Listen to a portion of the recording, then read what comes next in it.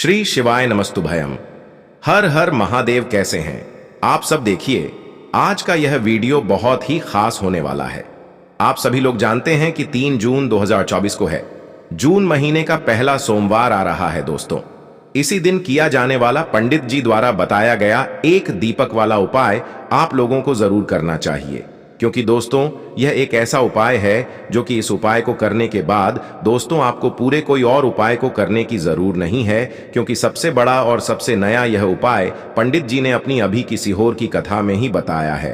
मैं जिस उपाय को आज हम आपको बहुत अच्छे से समझाने वाले हैं, इस वीडियो को देखने के बाद इस उपाय को समझने के लिए आपको कोई और वीडियो को देखने की जरूरत नहीं पड़ेगी।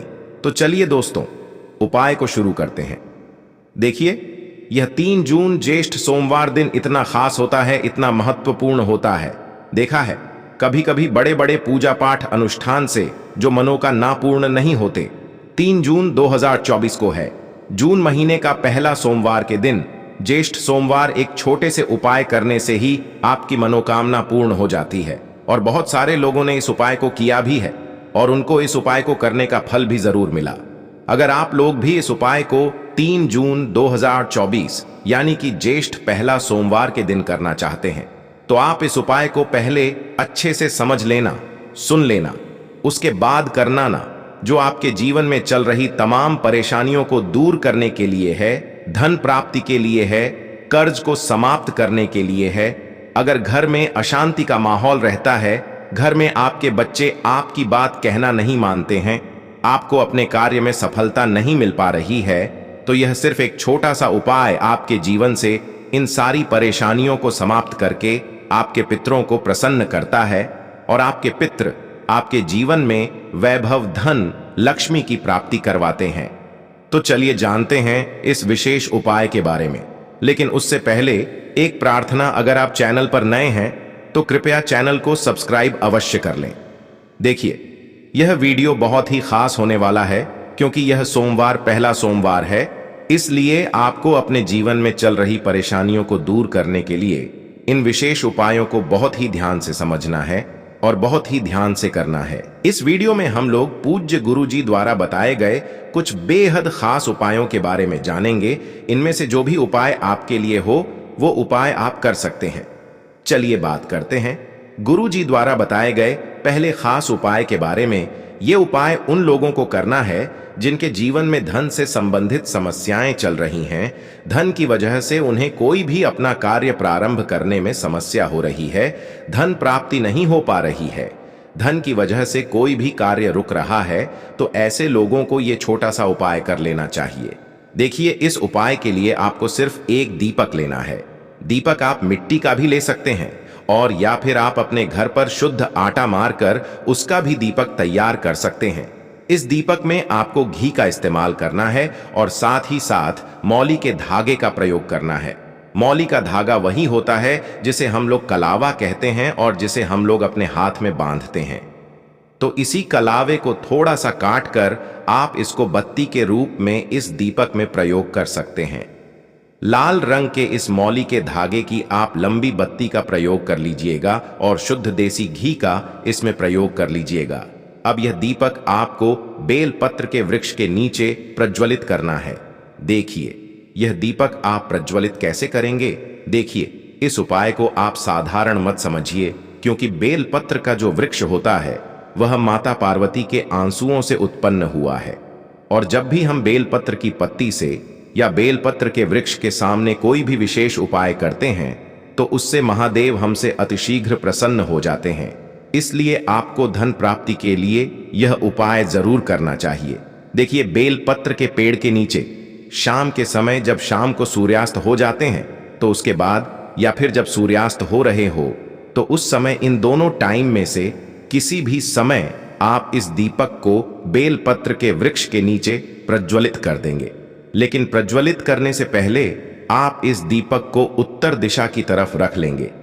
यानी इस दीपक की जो बत्ती है उसको आप उत्तर दिशा की तरफ रख लेंगे और श्री शिवाय नमः सभ्य मंत्र का स्मरण करते हुए इस दीपक को आप प्रज्वलित कर देंगे। दीपक प्रज्वलित करने के बाद आप वहीं पेड़ के नीचे बैठकर कम से कम 51 बार या 108 बार या जितना भी आपके पास टाइम हो उतनी बार आप श्री शिवाय नमः शव्य मंत्र का स्मरण कर लीजिएगा और आपके जीवन में धन से संबंधित जो भी समस्याएं चल रही हैं उनको दूर करने की महादेव से प्रार्थना कर लीजिएगा। फिर वापस अपने घर आ जाइएगा।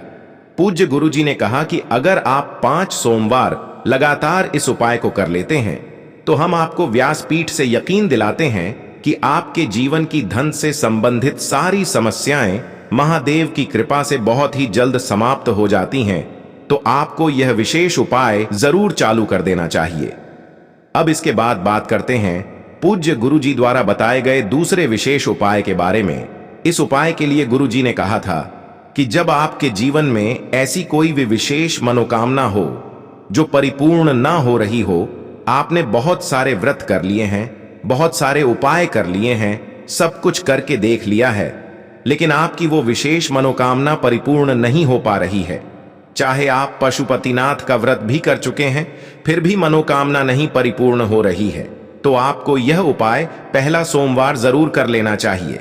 देखिए, आपकी मनोकामना अगर धन प्राप्ति की है, या फिर आप अपने बिजनेस व्यापार के लिए मनोकामना करना चाहते हैं, या फिर आप अपनी नौकरी के लिए, या फिर आप अपने विवाह के लिए, या फिर आप अपने घर परिवार के लिए किसी भी प्रकार की अगर कोई मनोकामना है, तो आप इस उपाय को करते समय उस मनोकामना को बोल दीजिएगा। गुरुजी ने कहा कि हम यकीन दिलाते हैं कि आपकी वो मनोकामना बहुत ही जल्द परिपूर्ण हो जाएगी। देखिए, इस उपाय के लिए आपको एक लोटा जल ले लेना है। लोटा आप तांबे का ले लीजिएगा और जल आप अपने किचन से ही लीजिएगा।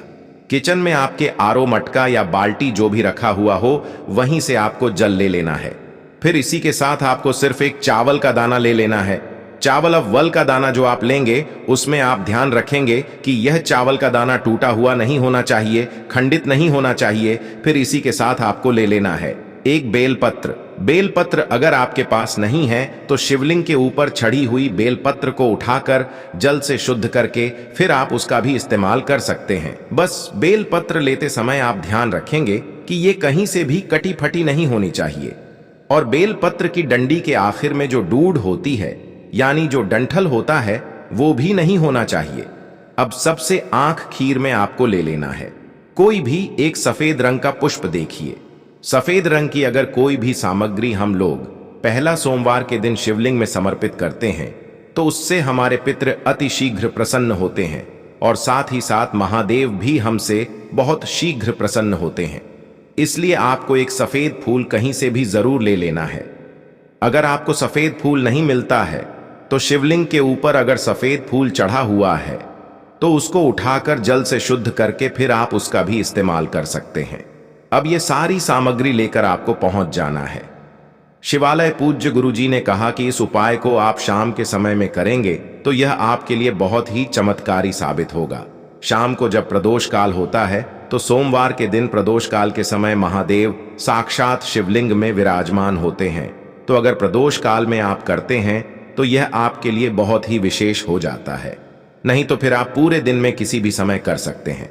देखिए, अब शिवालय पहुंचकर सबसे पहले आप जो एक चावल का दाना लेकर गए हैं, उस चावल के दाने को शिवलिंग के ऊपर पर समर्पित कर दीजिए और श्री शिवाय नमः शुभ मंत्र का स्मरण कर लीजिए।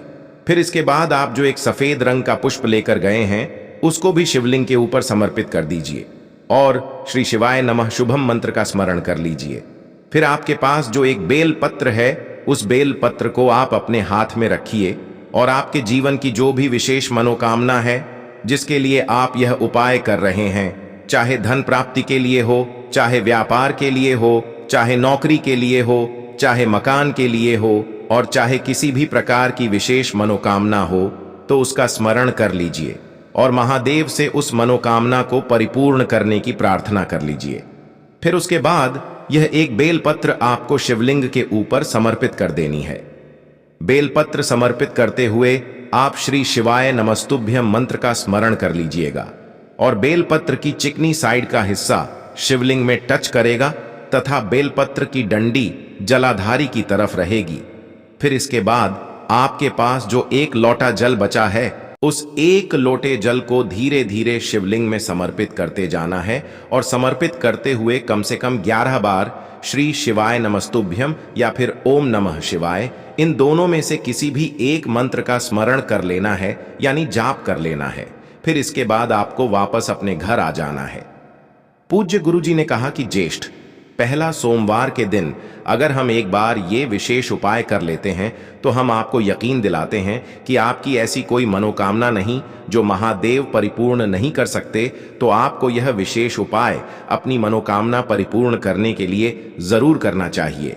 अब इसके बाद बात करते हैं पूज्य गुरुजी द्वारा बताए गए सबसे आखिरी और सबसे खास उपाय के बारे में, जिन्हें अपने जीवन में धन धान्य की प्राप्ति करनी है और कर्ज को समाप्त करना है। तो ऐसे लोगों को यह विशेष उपाय करना चाहिए।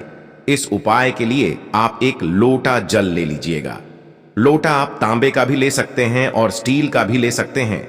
इस लोटे में जल लेने के बाद आपको लेना है थोड़े से चावल के दाने। चावल के दाने लेने के बाद उसको आप पीस लीजिएगा। आप सिलवट में या मिक्सी में अच्छी तरह से उन चावल के दानों को पीस लीजिएगा और पीसे हुए ये चावल के दाने आपको इस एक लोटे जल में मिला लेना है। फिर इसके बाद आपको एक चुटकी या 2 चुटकी जितनी भी शुद्ध पिसी हुई हल्दी मिल जाती है तो उतनी आपको हल्दी ले लेनी है। हल्दी शुद्ध होनी चाहिए, साफ होनी चाहिए। अब इस हल्दी को भी आप इस एक लोटे जल में मिला लीजिएगा। अब ये आपका एक लोटा जल का मिश्रण तैयार हो गया और इस एक लोटे जल को लेकर आप पहुंच जाइएगा किसी भी बरगद के पेड़ के नीचे, वट वृक्ष के नीचे। आप इस एक लोटे जल को लेकर पहुंच जाइएगा और फिर धीरे धीरे बरगद की जड़ में आपको यह एक लोटा जल समर्पित करते जाना है और वटकेश्वर महादेव का स्मरण करते जाना है। कौन से महादेव? वटकेश्वर महादेव का आप ध्यान रखेंगे कि आप सूर्यास्त के पहले इस उपाय को कर लेंगे। सूर्यास्त के बाद किसी भी पेड़ में हम लोग जल समर्पित नहीं करते हैं। इस बात का आप विशेष ध्यान रखिएगा। जल आपको इतने धीरे धीरे समर्पित करना है कि आप जल समर्पित करते करते कम से कम 11 बार वटकेश्वर महादेव का नाम जरूर स्मरण कर लीजिएगा। पूज्य गुरु जी ने कहा कि एक लोटा जल समर्पित करने के बाद आपके जीवन में जो कर्जे की समस्या चल रही है उसको वटकेश्वर महादेव से समाप्त करने की प्रार्थना कर लीजिएगा। आपके ऊपर चाहे जितना कर्जा हो वो टकेश्वर महादेव से बोल दीजिएगा, उनसे प्रार्थना कर लीजिएगा और फिर उसके बाद वापस अपने घर आ जाइएगा। गुरुजी ने कहा कि अगर इस उपाय को हम 5 सोमवार लगातार कर लेते हैं तो हम आपको यकीन दिलाते हैं कि आपके जीवन में चाहे जितना भारी से भारी कर्जा हो वह वटकेयर से समाप्त हो जाता है।